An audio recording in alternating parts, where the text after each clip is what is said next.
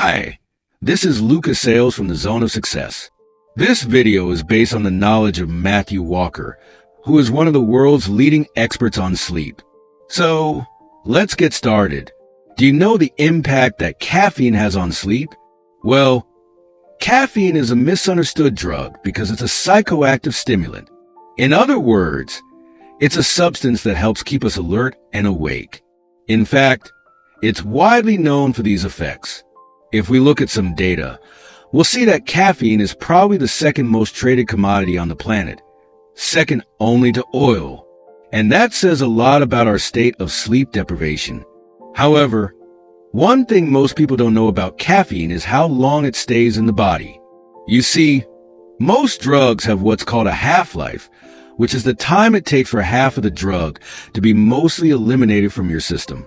In the case of caffeine, its half-life is around 6 to 7 hours, though this also depends on the type of gene your body has for metabolizing the substance. But what's even more interesting is that caffeine has a quarter life of about 12 hours. This means that if you drink a cup of coffee at noon, a quarter of that caffeine will still be in your brain at midnight.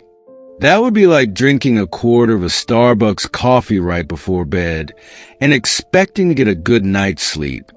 Of course, you would never do that intentionally, but that's exactly what people are doing when they have a cup of coffee later in the day. And this isn't just a personal issue, it's a societal problem.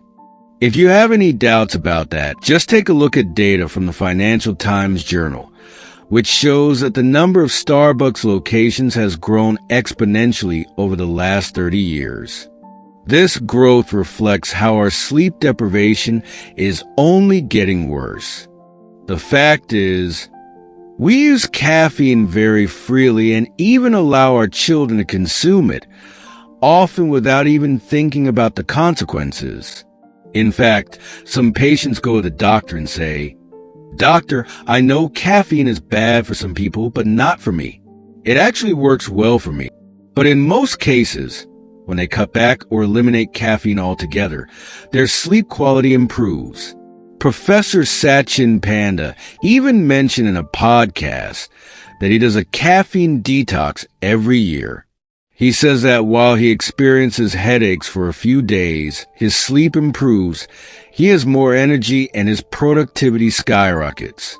Key takeaways from Dr. Matthew Walker 1. Caffeine is the only psychoactive stimulant that we freely give to children, and that's something we should be concerned about.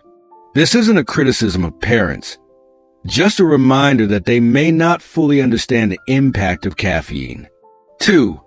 Some people claim they can drink a cup of coffee at night or an espresso after dinner and still sleep fine. But even if that's true, a concerning study found something alarming. In this study, people were given a standard cup of coffee with 200 milligrams of caffeine, and researchers measured their deep sleep quality by tracking the slow brain waves that wash over the brain during deep sleep, helping to restore the body. The results? Just one dose of caffeine at night reduced deep sleep by 20%. That's shocking because, under normal circumstances, it would take about 15 years of aging to cause the same level of deep sleep reduction. But you can achieve that same effect every single night just by drinking coffee before bed. What's even more interesting is that people in the study woke up the next morning without remembering they had woken up multiple times during the night. So, they thought they had slept well, but in reality, their deep sleep quality was so poor that they couldn't feel fully rested, even after spending 8 hours in bed. The caffeine-dependent cycle, and here's the irony. Instead of reducing their caffeine intake to sleep better, they end up drinking even more coffee the next day to compensate for their lack of energy. This creates a vicious cycle of dependence, similar to an addiction. Dr. Matthew Walker suggests that this cycle exists because people aren't aware of caffeine's real impact or how long it stays in their system. Even if you think you're immune to caffeine at night, it can still affect your sleep, even if you're not fully aware of it. This isn't about judging or pointing fingers. We know that caffeine is deeply ingrained in our lives and culture. The goal here is simply to raise awareness about the fact that caffeine is a sleep disruptor. How to manage your caffeine consumption. One good strategy is to gradually reduce caffeine intake to improve sleep quality.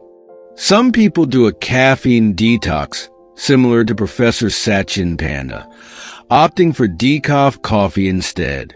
He notes key differences in his body, such as the absence of caffeine-induced jitters and anxiety. Also, while we've been talking mostly about coffee, tea can have similar effects since it also contains caffeine, including green tea and herbal teas. Many people see them as alternatives, but both have high caffeine levels and can directly affect sleep. To avoid caffeine-related sleep issues, many people are now opting for decaf coffee and tea, even though they still enjoy a regular coffee in the morning as a way to boost alertness for the day ahead.